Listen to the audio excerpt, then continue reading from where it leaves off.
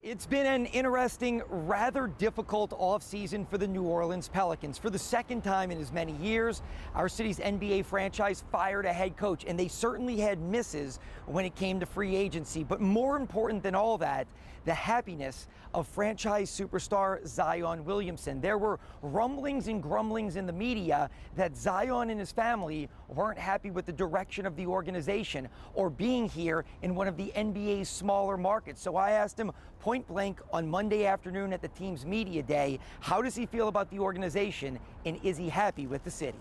Fletcher, that might be the best question of the day. I'm glad you asked that. I feel like nobody's ever asked me that, so I'm glad you asked. How I feel about the organization? Per me. I love it here. I love the city of New Orleans. Don't want to be anywhere else. There's going to be negativity around us until we win. And I would say that about the time we start to be more successful, this is true league-wide and it's true in all the sports. About the time we're more successful, you're going to be able to hear about some ridiculous story about how close we are and how we sing Kumbaya. And when we lose, there's going to be way more stories about how ridiculous I am and that our relationship doesn't work.